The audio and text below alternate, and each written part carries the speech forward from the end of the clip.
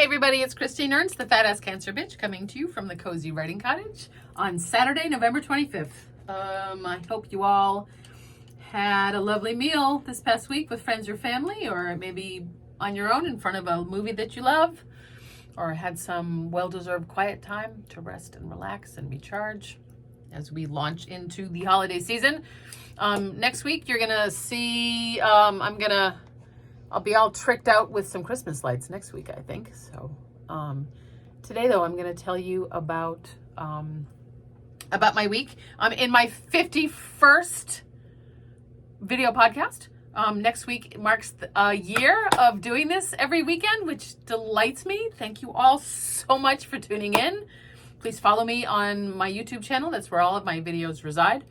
And come and see one of my shows this weekend. I have a show on Thursday night at the Cultural Center at 7. It's Fat Ass Cancer Bitch, the holiday edition, featuring the Ham Can Nativity set.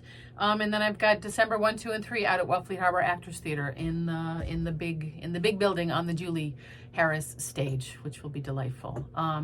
Thursday, Friday, Saturday, 7 p.m. Sunday at 4 p.m. I'm going to tell you funny stories, all holiday content, all built around holidays past and present. Today, though, I'm going to tell you about this past week. So the whole family is in town for the week.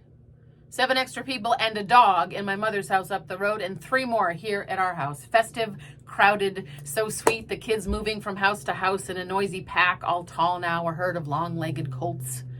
My dear brother-in-law, Chris's mother is Italian, and he makes his family's traditional pasta feast the night before Thanksgiving at Mama's house. Meatballs and vegan meatballs and chicken sausage and stuffed peppers and linguine and cheese and a sauce that is simmered all day. Oh my God.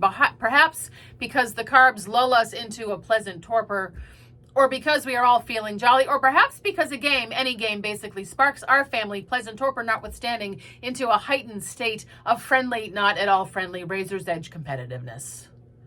We agree to play the game our niece has brought especially for us. She says it involves storytelling and shared memories, things we often indulge in at the holidays. She brings out a little blue box. Inside are 2 decks of cards, 1 small blue deck and 1 larger beige deck, and a dozen wooden yellow tokens, each the size of a checker. It all looks very innocuous. Cards are dealt, tokens distributed. The rules are straightforward. A player draws a prompt card and announces it to the group, and all the other players hand over story cards from their hands for the player to choose from with the prompt in mind. For instance, the prompt card might read, risky. And the story cards might say, something you can't tell your mother, someone you owe an apology to, or something you never share with your coworkers, or 5 or 9 or 27 other increasingly uncomfortable scenarios. Sort of like apples to apples, but slightly dangerous for folks who don't, as a rule, talk about capital B, big, capital S stuff. Maybe you can relate.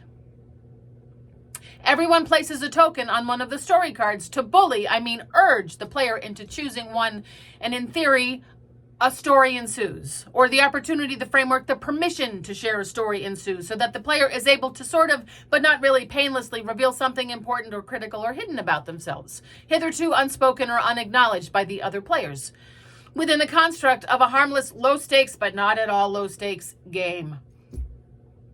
Did I mention that it was designed by Esther Perel, the renowned Belgian family and relationship therapist? Most famous for her podcasts and her books about the concept of erotic intelligence. She's a little like Dr. Ruth Westheimer, but sexy. Her Wikipedia page says that after publishing her book, she became an international advisor on sex and relationships. Like, what does that even mean? Does she have a seat at the UN? I'm very curious about this. Anywho, we play this game. It's called Where Should We Begin?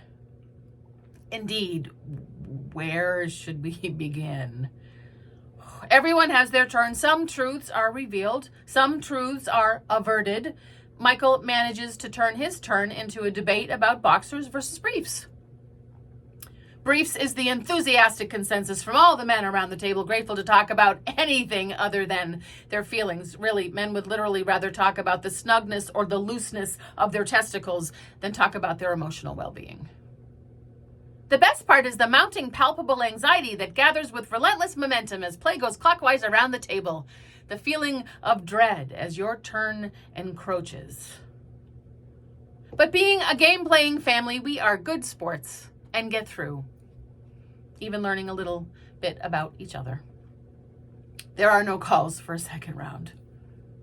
Thanksgiving the next day at our house is a sumptuous and grand celebration. The wood shop is turned into a magazine spread, lights and linens and platters and pumpkins and fall greenery. It is charades that night after supper. And Friday, we prep for the final party of the week, a Lord of the Rings themed wedding shower for our niece and her fiance. The kids decorate the wood shop into the Shire, swaths of burlap and boughs of ivy and even a woodland balloon arch. The grown-ups bring soups and hand pies and cakes, a Middle-earth banquet. Charlie and Emily, my brother and his wife, are in charge of these games, and they totally bring it. We play traditional party games, but with a Tolkien twist, culminating in a ring toss involving actual rings thrown into the caldera of a 3-foot-tall cardboard Mount Doom volcano that Michael has painstakingly constructed. Everyone dresses up, of course, elfin ears all around. The bride is Galadriel. The groom is Gandalf. Michael is Tom Bombadil. Marnie is Legolas. I am Bilbo Baggins. Sort of effortlessly, as it turns out, my style is Bag-End adjacent. Definitely Hobbit forward. Lots of vests and scarves and mushroom-colored homespun. We have a ball. We are very good at being silly together. We are very good at playing games together. We are very good at planning and cooking and laughing together. We are very good at being together. So everyone left this morning. There's glitter all over the deck. We have a lot of cleanup to do, but what a delightful week. I'm so grateful. And I was indeed Bilbo Baggins. This was my costume, except I have to put on eyebrows. Let's see. So I needed big shaggy eyebrows as Bilbo. So it turns out that mascara works really nicely for this. If you ever have need of big bushy eyebrows. Ta-da! Follow me for more beauty tips.